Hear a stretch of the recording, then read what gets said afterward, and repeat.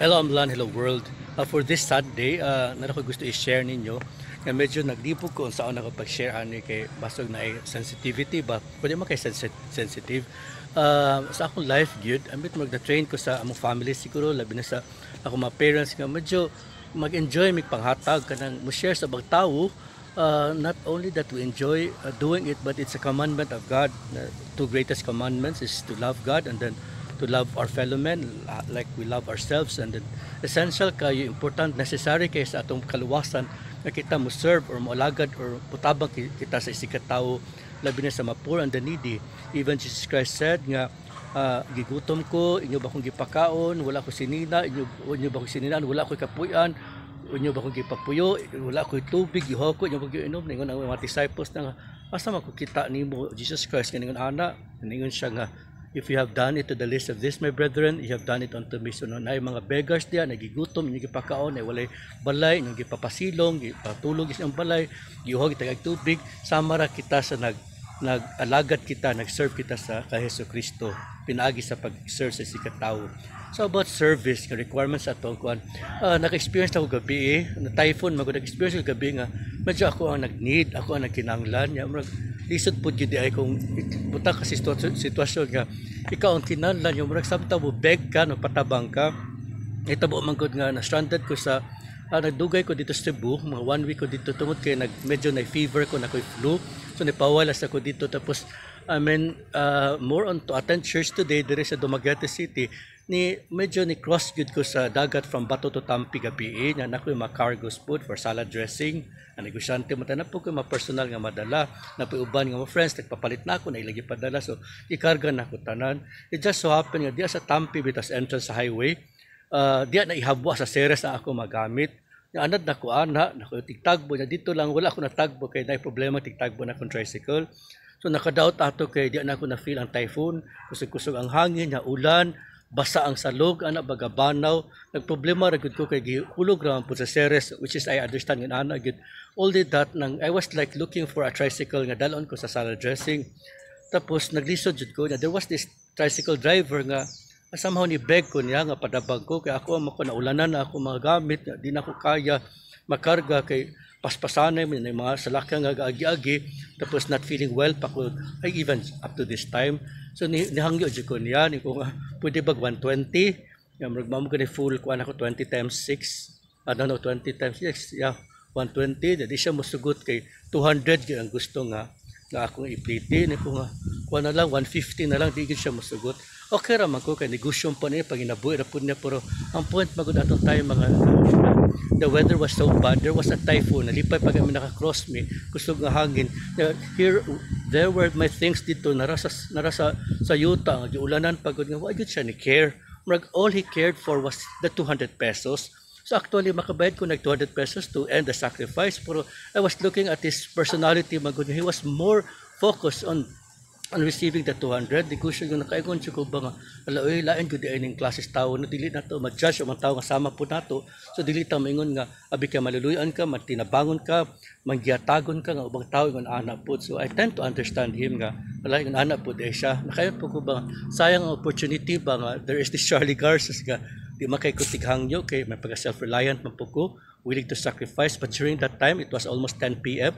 nga nakinalan jud ko ni beg jud ko help niya kay during that time I didn't have so much strength kay I was like recovering from my fever tapos di beg jud ko niya pero wala gyud all he cared for was the 200 pesos hapit na ko moingon nang sige okay ra ko 200 pesos pero it wasn't about the 200 pesos that I cared much and I felt so much during that time it was more of his personality nakaingon ko nga bali no nang gibagyo ta, gibata, magutman, walay kuryente siguro para atong audit, walay kuryente tapos napadjiuban nga inegosyo pagud ang ilang makuan, nauna sila kuryente pa para maka-charge ka, di na lang sila mo offer nga libre lang para pagtabang because of the circumstance nga lisod nga nay bagyo, nay katalagman nga dapat kita magtinabangay kaysa mag-take itag opportunity sa usag-usa.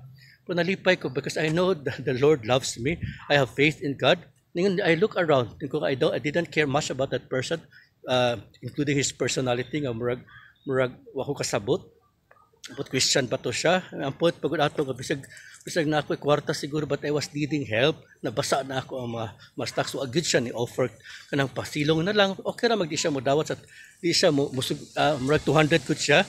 Wala may kontrata pero at least man lang ni effort siya bitag para pasilong sa ako magamit.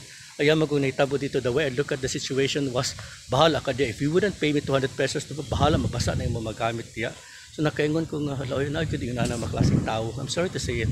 And then I am faithful to God that God would provide me. Kaya nagpakiluoy ko. Then there was another tricycle driver nga. Medyo puno na yung tricycle din ko.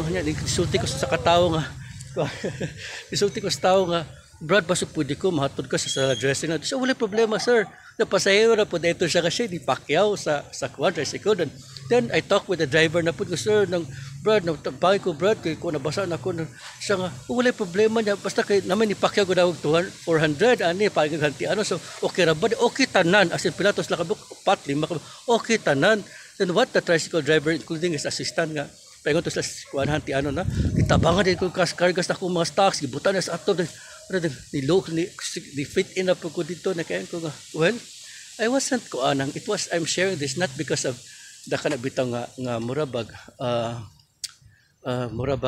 sa ba nagsakripisyo ko whatever but na-touch lang ko naka-learn lang ko nga gusto na ko i-share ninyo sa mga lain-lain classes attitude like imagine so katong driver nagkuha na ko siya naglingkod na ko siya tan-aw sa cellphone katong 200 pesos mga marag wa siya pakialam na katong driver nga ako nastoryahan would even want to talk with that driver nga sir okay ra ba nga aksya na lang ko mahatod na ako wa siya tubagan ingon ako nga okay lang because I'm needing help why would we ask that person when he's not that willing to help me so marag na alarma man ko katong driver nga maluluyon gihakot na akong gamit then it went on nga nahatod ko nila then bayad ko 150 tapos abot gi-add ba to sa 400 so nahimong 550 yung revenue or discount na ba to whatever but for thankful kay ko nila tanan ang lesson ako again is I mean sa Hebrews chapter 13 verse 16 ba to isulti diya nga ni Apostle Paul nga di jud ta malimot to help other people to share with them kay in the process in that way the Lord will be happy with our gesture and He will bless us of course. So inaana lago dita we should always find opportunity bitaw labi na karong panahon na nga nay makatalagman ka tigbagyo na karon sa mga problema sa kinabuhi whatever but tapos we should be willing to help dili nato bitaw himuong ako beggar po tatanan so one way or another there would be times nga mo beg kita no matter how rich you are how wealthy you are usa pa ka gamahanan ka there will always be a time nga man-need you guys because no man is an island so we hope that each of us would be inspired enough to the words of God bitang especially in times of kanang mga problems turmoils adversaries calamities mga typhoons mga whatever then we should extend help to other people without even thinking of its returns bitaw kung sa makuhaan we just have to be unselfish so I share this in a way of as being Christians, people who believe in a divine God, that God is a God of love, God of service, God of helping. And once we help, we care for the poor and the needy, including me last night, needy ko. I may not be poor, but I was needy during that time. Then the Lord will be happy with people helping each other. Thank you. God bless. In the name of Jesus Christ, amen.